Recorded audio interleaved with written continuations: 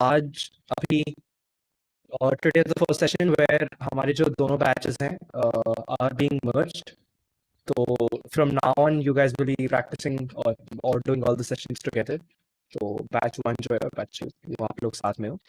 तो आज हम लोग वापस से राइटिंग की प्रैक्टिस शुरू करेंगे सर, क्योंकि हम. हाँ. What? आपकी आवाज कट कट के आ रही है. एक सेकंड. अब am I audible now? No sir, अब भी हो रही है. एक second. Give me one second.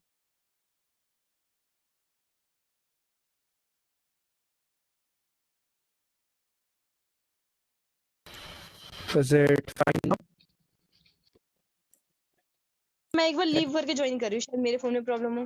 Okay. क्या बाकी सबको आवाज आ रही है? सर क्लियर नहीं आ रही. तो सर क्लियर नहीं आ रही. ओके. अब is it fine now? Yes sir. Okay. Yes. ठीक है. तो कुछ हफ्ते से हम लोग स्पीकिंग की प्रैक्टिस कर रहे हैं. Now we will go back to writing की प्रैक्टिस क्योंकि हमें वो स्किल भी रखनी है और रिफ़्रेश करते रहनी है. तो जस्ट इन केस किसी को याद नहीं है, हमने राइटिंग एन आर्टिकल किया था and now I will go over writing an article again क्योंकि अब आप लोग को फिर से आर्टिकल राइटिंग कंटिन्यू करनी होगी. तो मैं बस एक बार क्विक रिविजन कर रहा हूँ. ओके. किस किस को राइटिंग एन आर्टिकल याद है क्या होता है और कैसे लिखते हैं? लाइक बहुत बेसिक ब्रीफ किसी को याद है? ओके. ओके. तो आर्टिकल आपको कहाँ मिलेगा? कोई ऐसे ही गेस कर सकता है? आर्टिकल आप कहाँ देखते हो, कहाँ पढ़ते हो? न्यूज़पेपर. न्यूज़पेपर. Yes, correct. और आप शायद मैगजीन्स में भी आर्टिकल, शायद इंटरनेट पे कोई वेबसाइट हो वहाँ पर आर्टिकल. तो आर्टिकल आपको ऐसी ही जगह पे देखने मिलता है. And basically what is an article? एक article is written for a big audience. मतलब वो बहुत सारे लोग पढ़ पाएँ उनके लिए लिखा होता है. ऐसा नहीं होता है कि एक स्पेसिफिक टारगेट ऑडियंस है कि ये सिर्फ स्कूल के बच्चों के लिए है या ये सिर्फ बूढ़े लोगों के लिए है या ये सिर्फ वर्किंग क्लास के लिए. ऐसा कुछ नहीं होता. सबके लिए लिखा होता है आर्टिकल, कोई भी पढ़ सकता है. एंड हाँ, अपीयर्स इन न्यूज़पेपर्स और मैगजीन्स और इंटरनेट जो भी. And may be about something the writer is interested इन. मतलब आर्टिकल ऐसा कुछ नहीं है कि आर्टिकल कोई स्पेसिफिक चीज़ के बारे में ही हो कि सिर्फ पोल्यूशन के बारे में या ग्लोबल वार्मिंग के बारे में. Articles can be some about something the writer is interested in. For example article sports के बारे में हो सकते हैं. अगर राइटर को स्पोर्ट्स में इंटरेस्ट है तो वो उसके बारे में भी लिख सकता है article. And articles are usually about any current issue. जो आपको न्यूज़पेपर या मैगजीन में आर्टिकल्स मिलेंगे वो यूजुअली किसी इशू के बारे में होते हैं जो अभी चल रहा है. ओके. हाँ, moving on. How to start writing an article. आपको आर्टिकल लिखना होगा अभी जो मैं प्रैक्टिस में भी दूंगा. तो ये कैसे करना है? फर्स्टली आप एक टॉपिक सिलेक्ट करोगे. Second, having an idea of the target audience and the purpose of the article.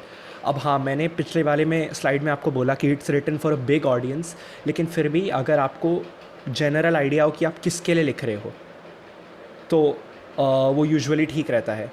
कि फॉर एग्ज़ाम्पल अगर मैं लिख रहा हूँ, फॉर एग्ज़ाम्पल जो मैंने पहले बोला, अगर मैं स्पोर्ट्स के बारे में आर्टिकल लिख रहा हूँ तो हाँ, वो बहुत बड़ी ऑडियंस के लिए लिख रहा हूँ मैं. लेकिन at the end of the day वो जो मैं स्पोर्ट्स के बारे में आर्टिकल लिख रहा हूँ वो उनके लिए लिख रहा हूँ जिनको स्पोर्ट्स अच्छा लगता है. राइट. तो वो अगर मैं दिमाग में रखूँगा और उसके बाद आर्टिकल लिखूँगा तो वो सेंस बनाएगा. और हाँ, having an idea of the purpose of the article. Purpose of the article मतलब कोई बता सकता है? बस ऐसे ही basic. Purpose of the article का क्या मतलब हुआ? एनीवन? ओके. तो purpose of the article basically मतलब आप आर्टिकल क्यों लिख रहे हो ये आपको दिमाग में रखना है कि इस आर्टिकल से क्या होगा. तो अगर मैं पोल्यूशन के बारे में आर्टिकल लिख रहा हूँ तो उस आर्टिकल से क्या होगा, लोगों को पोल्यूशन के बारे में और पता चलेगा, उनको रियलाइज़ होगा कि कैसे उसको कम करें और वो अपने साइड से क्या कर सकते हैं. ठीक है. Thirdly, conduct research on the topic and gather as many facts as possible. अब कोई भी आर्टिकल में wait, is my voice not coming? Sir, is my voice not coming? Chat में उन्होंने लिखा. Am I audible? अच्छा. Yes sir. ओके. ठीक है. तो हाँ, moving on. Conduct research on the topic and gather as many facts as possible, जिसका मतलब है आपका जो आर्टिकल है वो फैक्ट्स पे बेस होने वाला है कि कोई भी सर्वे लिया किसी ने, आप उसको लिख रहे हो अपने में। ये यूजुअली आप रिसर्च जब गूगल पे करोगे तो आपको फैक्ट्स मिलेंगे, आपको वही फैक्ट्स लिखने हैं और उसको एक्सप्लेन करना है आर्टिकल में बेसिकली।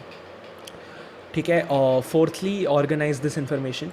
जो भी आपने लिखा हो पहले ड्राफ्ट में, आप ऐसे पॉइंटर्स के तरह लिख सकते हो कि ये फैक्ट है, मुझे ये लिखना है, मुझे ये लिखना है। उसके बाद आप ऑर्गेनाइज़ करोगे कि मैं पहले ये लिखूँगा, उसके बाद ये, उसके बाद ये, ऐसे करके ऑर्गेनाइज़ करना है आपको अपनी इन्फॉर्मेशन को, और उसके बाद आपको लिखना शुरू करना है। तो मतलब ये जो मैंने 4 चीज़ें बोली, selecting a topic, target audience, purpose of the article, research और ऑर्गेनाइज दिस इन्फॉर्मेशन, ये सब कुछ आपको आर्टिकल शुरू करने के पहले करना है। आर्टिकल जब आप लिखना शुरू कर रहे हो अपना पहला ड्राफ्ट, उसके पहले ये सब हो जाना चाहिए। ठीक है, सबको ये समझ में आया? किसी को कोई भी डाउट? No sir. ठीक है, सबको समझ में आ गया? No sir. Yes sir. Yes sir. Okay okay. फिर moving on, format of an article. अब ये बहुत इंपॉर्टेंट है। ये बेसिकली आप आर्टिकल कैसे लिख रहे हो, उसका फॉर्मेट क्या है। फर्स्टली आपकी हेडिंग आती है, आपको टाइटल लिखना है आर्टिकल का, लेकिन बहुत सिंपल सा टाइटल भी नहीं होना चाहिए, शॉर्ट टाइटल होना चाहिए, लेकिन इंटरेस्टिंग होना चाहिए कि रीडर को पढ़ने का मन करे। वो अभी हम आगे Attractive होना देखेंगे एग्जाम्पल्स में। हाँ, बेसिकली अट्रैक्टिव होना चाहिए, लगना चाहिए कि वो इंटरेस्ट हो जाए। अगर आप बहुत बोरिंग सा ऐसे लंबा सा टाइटल लिख दोगे तो किसी को पढ़ने का मन ही नहीं करेगा, चाहे वो कितना भी अच्छा आर्टिकल हो। तो वो ऐसा होना चाहिए। Secondly, by line, name of the writer, basically आपको अपना नाम लिखना है उसके आगे। फिर एन इंट्रोडक्टरी पैराग्राफ। अब कोई मेरे को ऐसी बेसिक बता सकता है इंट्रोडक्टरी पैराग्राफ में क्या आता है, बिना ये देखे, बस ऐसे इन जनरल इंट्रोडक्टरी सर उसके पैराग्राफ में बारे क्या में होता थोड़ा है? सा मेन मेन सर बताना। इसके बारे में एग्जैक्टली, मेन उसके बारे में बताना होता है। एग्जैक्टली तो आपको, हाँ, बेसिक पता है, आपको एक इंट्रोडक्शन की तरह देना होता है पूरी चीज़ के बारे में, और आपको बहुत बेसिक चीज़ें स्टार्टिंग में स्टेट करनी होती है। ओके। और उसके बाद नेक्स्ट मेन बॉडी। अब मेन बॉडी में ऑब्वियसली आपका मेन सारे फैक्ट्स जो आपने गैदर किए हैं, आप उसको जो एक्सप्लेन कर रहे हो, जैसे सब कुछ एविडेंस, फैक्ट, सब कुछ मेन बॉडी में आ जाएगा यहाँ पर, जो आपका मेन चीज़ें हैं।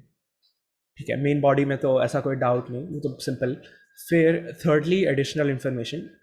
ये हमेशा नहीं होता है, लेकिन अगर आपको लगता है कि आप कुछ एक्स्ट्रा बताना चाहते हो जो मेन बॉडी में नहीं फिट आ रहा है, लाइक मेन बॉडी, वो मेन आइडिया में नहीं है, वो बस एक्स्ट्रा कुछ है, तो वो आप एडिशनल इन्फॉर्मेशन में लिखोगे।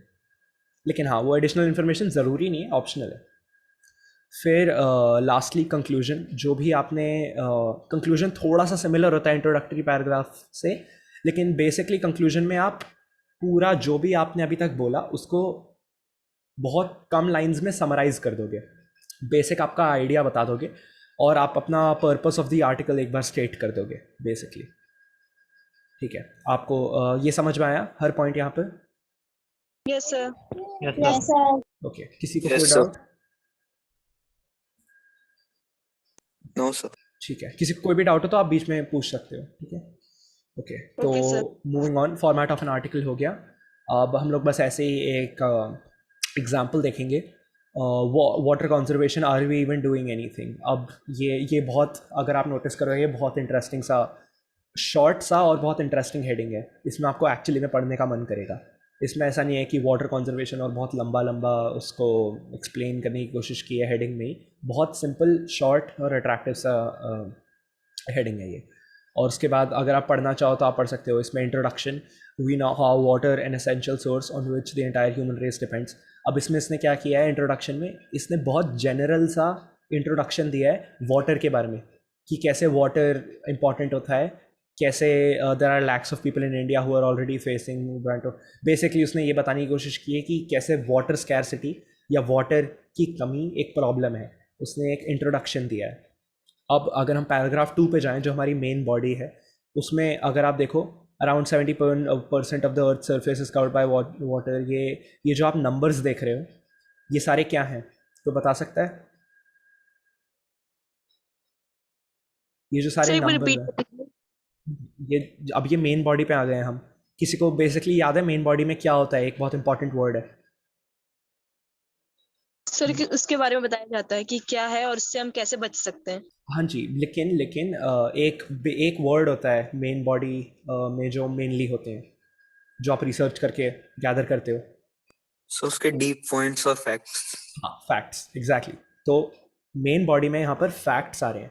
फैक्ट्स का क्या मतलब है? फैक्ट्स में यूजुअली आप बहुत सारे नंबर्स देखोगे, मतलब ऐसा आप हमेशा ज़रूरी नहीं है, लेकिन फैक्ट्स में यूजुअली आप नंबर्स देख रहे हो। अब ये जो आप देख रहे हो 97%, 3%, ये सारे फैक्ट्स हैं जो इस इंसान ने रिसर्च करके निकाले हैं।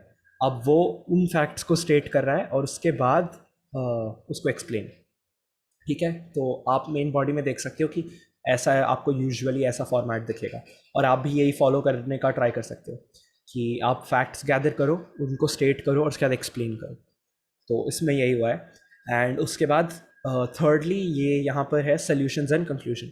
अब इसमें एज अ सिटीजन इंसाफ बेसिकली उसने एंड में ये बोला है कि कैसे हम लोग हेल्प कर सकते हैं वाटर स्कैरसिटी को, और उसने बेसिकली कंक्लूड करा है अपने सारे पॉइंट्स को समराइज करके। तो ये था एक आर्टिकल, ये ऐसे एग्जाम्पल आर्टिकल है। ये एक अलग टाइप का फॉर्मेट है। ये यूजुअली आपको तब दिखेगा जब आप किसी प्रॉब्लम के बारे में बात कर रहे हो। तो यूजुअली ये फॉर्मेट फॉलो होता है कि इंट्रोडक्शन, उसके बाद मेन बॉडी में वो प्रॉब्लम समझाता है, उसके बाद सॉल्यूशंस और कंक्लूजन साथ में होता है कि वो सॉल्यूशंस बताएंगे और उसके बाद कंक्लूड करेंगे। तो ये बहुत कॉमन फॉर्मेट है, ये आप भी यूज़ कर सकते हो अगर आप किसी प्रॉब्लम के बारे में बात कर रहे हो सच।